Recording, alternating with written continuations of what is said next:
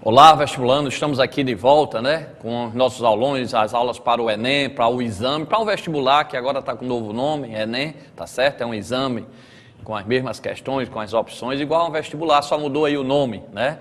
A forma de fazer as questões, as universidades já estavam bem à frente disso daí, então não há muita novidade, a não ser que agora é todas de marcar, como vocês já conhecem aí, os Enem, são 5 opções, né? E é tudo de marcar, não tem mais aquelas partes discursivas, aquelas partes que também ajudava aí a qualificar. Mas vamos embora. Lembrando que nós estamos aqui todos os domingos, às 21 horas, ao vivo, tá certo? Aqui na TV União. Aulas comigo, o professor Luiz Carlos, e com alguns dos melhores professores aqui de Natal. E quero lembrar também que nós temos mais de 800 aulas, vai aparecer aí o nosso blog, né? No blog do professor Luiz Carlos, as aulas anteriores que você perdeu, que você não acompanhou, ou de anos anteriores, e mais algumas aulas estão todas lá gravadas. E nós estamos entrando essa semana com um terceiro canal, com mais de 150 aulas. Já tem lá o terceiro canal, por enquanto só tem umas 12 aulas, mas nós vamos colocar aí mais umas 150 novas aulas, né? Vai ser um ensino médio completo para você, vestibulando, que assiste na sua casa, no computador, no colégio, numa lan house, e o horário que quiser. Se tiver dúvida, volta à aula. Então são aulas de todas as disciplinas, não só física e química comigo, mas com outros professores também de física e química, de português, de redação, de matemática. Serve para os alunos aí que estão no 8º ano, no 9º ano, no ensino médio todinho aí, tá certo? Nós vamos aí, inclusive, agora começar novas turmas, né, com mensalidades acessíveis.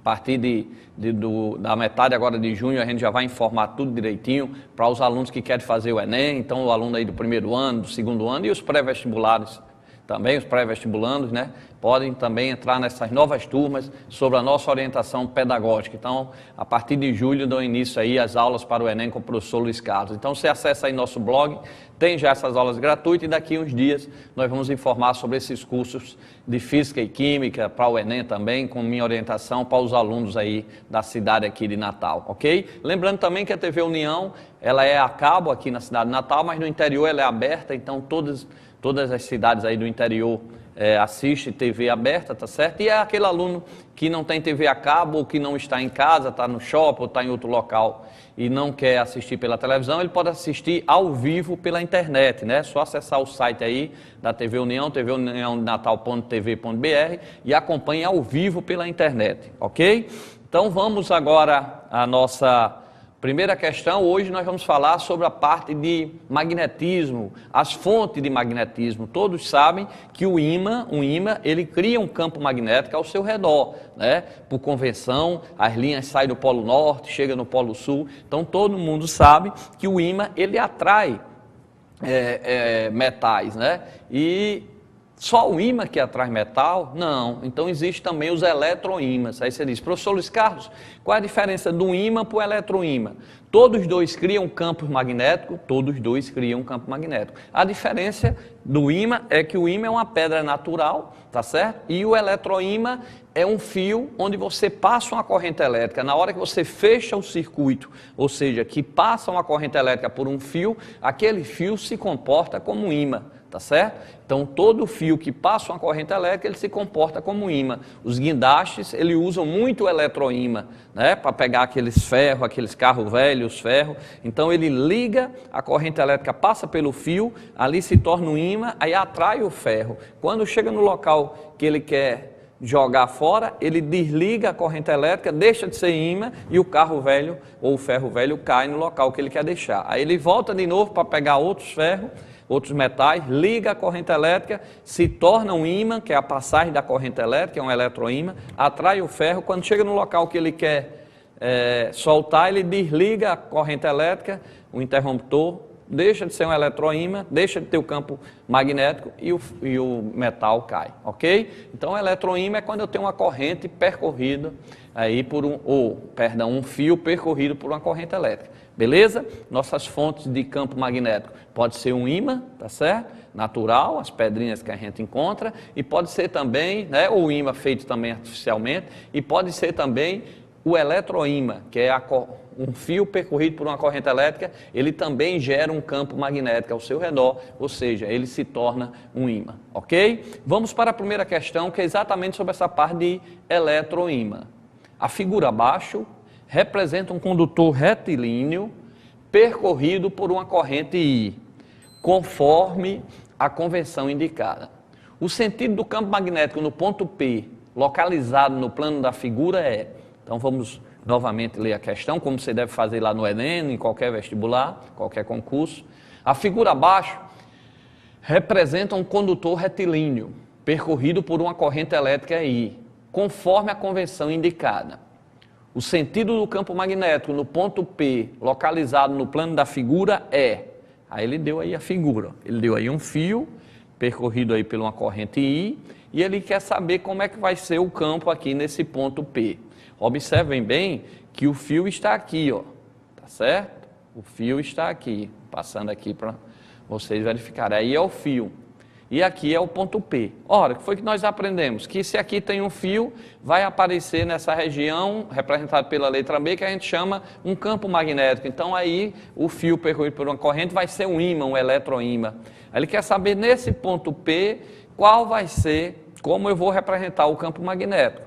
Então, para facilitar, eu coloquei, aí ele diz, contrário da corrente, saindo perpendicularmente da página, entrando na página. Então ele quer saber qual vai ser aqui o sentido do campo elétrico, ó, o sentido do campo magnético, tá certo? No ponto P, tá? Professor Luiz Carlos, vai para cá, para cá, para cá.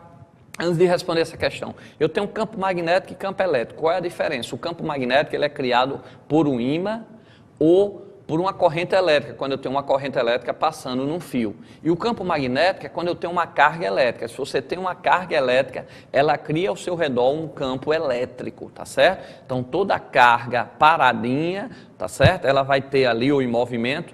Se tem uma carga elétrica, vai existir um campo elétrico. Tá certo? Então, geralmente, a gente estuda a nível médio, a maior parte, que a carga ela está fixa, então ela cria ao seu redor um campo elétrico. Então, para ter um campo elétrico, basta ter uma carga elétrica, uma ou mais, lógico. Então, tendo pelo menos uma carga elétrica, cria um campo elétrico. E o campo magnético, ou é um ímã, ou uma corrente elétrica passando por um fio, cria o campo magnético, tá certo? Então, vamos voltar aí à questão, né? A figura abaixo representa um condutor retilíneo percorrido por uma corrente I, conforme convenção indicada. O sentido do campo magnético no ponto P é... Então ele quer saber, ó, eu já sei que aqui é um fio, tem uma corrente elétrica I, então eu já sei que essa corrente elétrica I passando por esse fio vai criar um campo magnético. Ele quer saber o sentido do campo magnético nesse ponto P. Vou apagar aí, só para lembrar a questão. Qual vai ser o sentido do campo magnético no ponto P? Uma questão simples, discutida em sala de aula. Está aí, eu coloquei aí uma figura, você olhando aqui de cima para baixo, tá certo? Você vai ver o fio nessa corrente e ela sempre vai criar esse campo, né? Circulando aí ao redor dessa região. E esse campo magnético é pela convenção, pela regra da mão direita. Você olha para cá, para cá, para cá, você estende a mão direita, coloca o polegar no sentido da corrente elétrica e os demais dedos, tá certo? Você estira a mão e dá um tapa. Quando você dá um tapa, você acha qual é o sentido da corrente elétrica. Então, nesse caso aí, ó, você olhando aí, a corrente elétrica no ponto P, ela está subindo, seu polegar vai para cima, você deixa sempre a mão estirada, o polegar para cima. Quando você der um tapa aí, olhando para a figura, vai estar entrando, né? Tá certo? Olhando aqui no ponto P, ó, você botando o polegar para cima da corrente e dando um tapa aí com os dedos esticados, você dando um tapa no ponto P, seus dedos vão ficar entrando. Então, a resposta vai ser, ó, entrando perpendicularmente na página pela regra da mão direita. Eu vou mais uma vez reforçar, tá aqui, ó. Se eu tenho uma corrente elétrica, ó, nesse sentido, tá certo? Ela vai criar um campo magnético ao redor, nesse sentido horário. Como ele pediu lá no ponto P, ó, na figura, no ponto P, nesse ponto P, eu vou ter o campo entrando, que é representando assim, pelo um X. Lógico que se o ponto P estivesse do outro lado, eu teria saindo, o campo saindo. Ó, veja aqui pela figura que as linhas entram desse lado e ela sai desse lado. Então, para representar a nível de Enem, o campo magnético é representado por um X, significa entrando, e quando está saindo é representado por um ponto. Tá? Então, lembre-se, toda vez que eu tenho uma corrente elétrica no condutor, ele cria um campo magnético e ele vai criar o campo magnético desse jeito, entrando nessa folha, representado por um X, era onde estava o ponto P, então entrando, e saindo desse outro lado, representado por um pontinho. Então, ele fica criando esse plano aí, ok? Para cá, para cá, para cá, vestibulando. Então, lembre-se, se você quer saber o sentido do campo magnético produzido por um eletroímã, ou seja, produzido por uma corrente elétrica no fio, você estende a mão direita, coloca o polegar no sentido da corrente, nesse caso o fio estava assim e a corrente estava subindo, o fio estava assim, a corrente estava subindo, então você coloca o polegar no sentido da corrente, dá um tapa, os dedos você estira e coloca onde está o ponto P, você dá um tapa, vai estar entrando. Então vocês viram isso em sala de aula, tá? E a gente relembra isso aqui que é muito importante. Vamos fazer mais uma questãozinha com relação ao sentido do campo elétrico, acompanha aí. Dois fios dispostos, como indica a figura, determinam as 4 regiões do plano. As correntes elétricas I' e I2 linhas, pelos condutores, podem produzir campos de intensidade nula. Aí ele deu aí a figura. Como eu tenho 2 correntes, eu sei que cada corrente dessa vai criar um campo. Então a corrente I' vai criar um campo magnético B' e a corrente I2' vai criar um campo magnético B2'.